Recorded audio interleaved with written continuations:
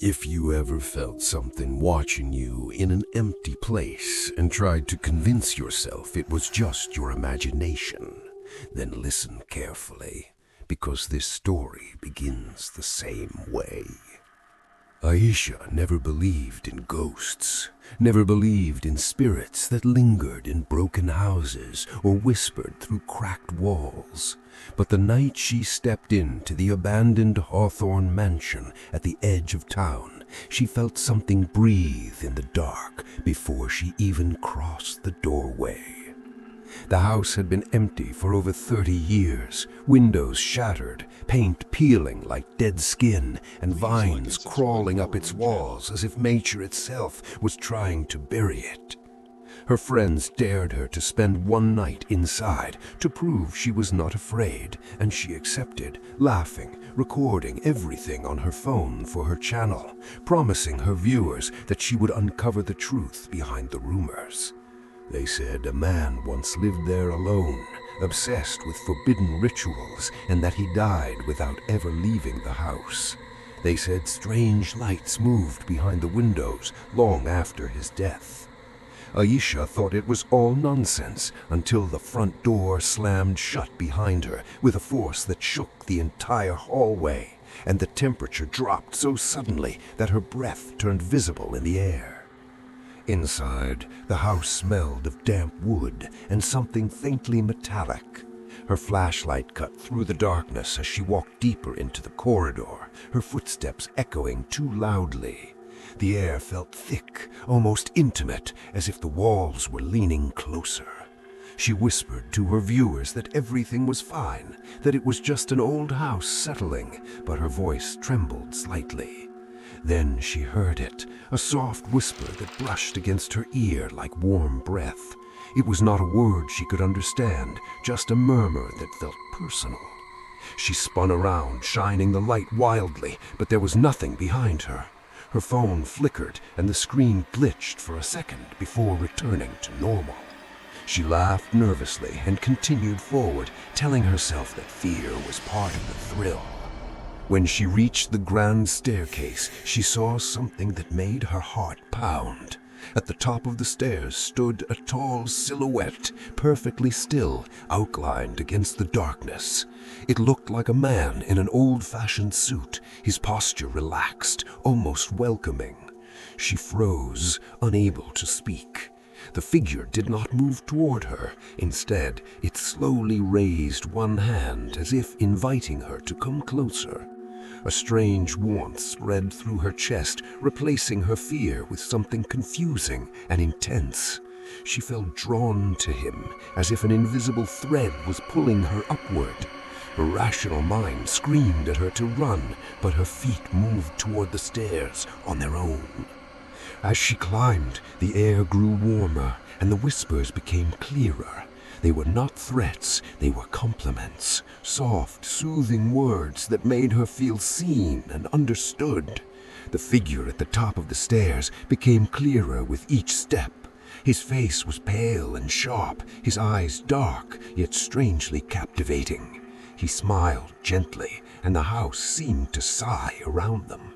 Aisha felt her pulse slow, her fear dissolving into fascination. He spoke without moving his lips, his voice echoing directly inside her.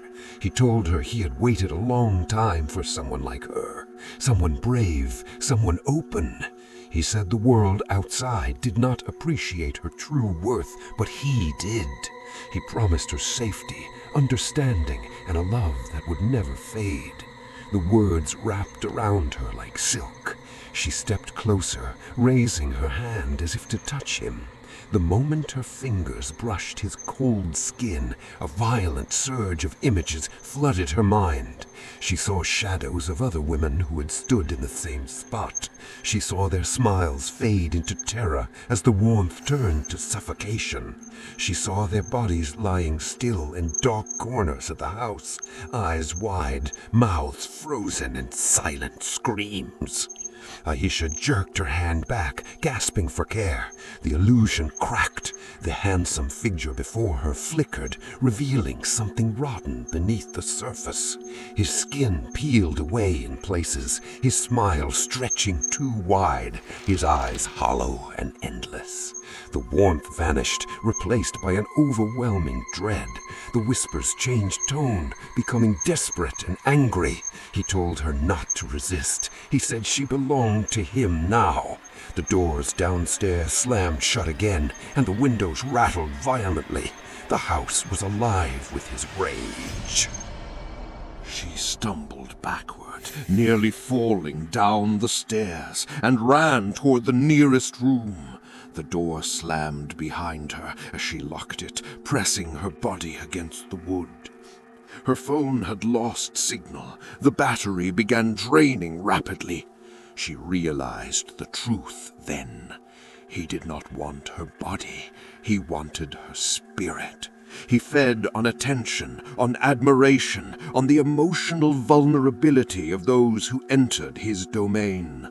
He seduced them with comfort before draining their life force slowly, leaving them trapped within the walls forever. The handle began to twist slowly. The wood around the doorframe cracked as if invisible hands were pushing from the other side.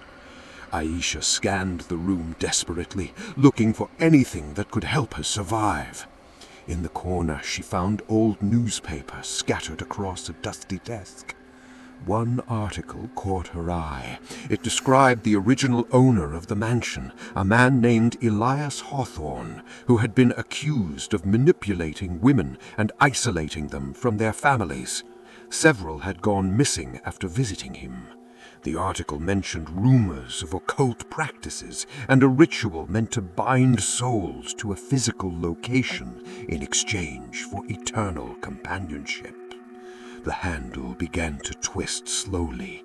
The wood around the doorframe cracked, as if invisible hands were pushing from the other side. Aisha scanned the room desperately, looking for anything that could help her survive. In the corner, she found old newspapers scattered across a dusty desk. One article caught her eye. It described the original owner of the mansion, a man named Elias Hawthorne, who had been accused of manipulating women and isolating them from their families. Several had gone missing after visiting him. The article mentioned rumors of occult practices and a ritual meant to bind souls to a physical location in exchange for eternal companionship. The door burst open with a deafening crash. The ghost stepped inside, no longer hiding his monstrous form. His voice filled the room, promising her pleasure and peace if she surrendered. He said fighting would only cause pain. The walls began to close in slightly, the ceiling lowering inch by inch. Aisha remembered something her grandmother once told her, that spirits bound by obsession could be weakened by rejection and exposure. They thrived in secrecy and emotional control. With shaking hands, she turned her phone camera toward herself and started speaking loudly, calling him by name. She described his manipulation, his lies, his weakness. She told him he was nothing but a parasite, feeding on fear and loneliness. The air trembled violently, his face twisted in fury. He lunged toward her, but as he did, she shouted that she did not need him, that she was not alone, that he had no power over her heart or mind. The room shook harder, cracks forming along the walls. The illusion of control shattered. The ghost screamed, a sound so sharp it felt like glass slicing through her ears. His body began to flicker uncontrollably. The house responded to his instability, pieces of the ceiling collapsing. Aisha dodged falling debris and ran past him, racing down the staircase as the mansion seemed to tear itself apart. The front door swung open violently, revealing the dark night outside. She sprinted across the overgrown yard without looking back. Behind her, the mansion stood silent once more. The lights inside flickered one final time before going dark. She did not stop running until she reached the main road. When she finally checked her phone, the recording was still active, but the video showed something chilling. Throughout the entire night, there had been no visible figure behind her. She appeared to be speaking to empty air, yet faint whispers could be heard clearly in the background, promising love, safety, and forever. The Hawthorne Mansion still stands at the edge of town. Some say it is just an abandoned building slowly collapsing with time. Others say a presence still waits inside, patient and charming, searching for someone new to whisper to. Aisha survived because she recognized the seduction before it was too late. But if you found yourself alone in a dark house and a voice began telling you everything you ever wanted to hear, would you recognize the trap, or would you let it pull you closer? This is Fearza.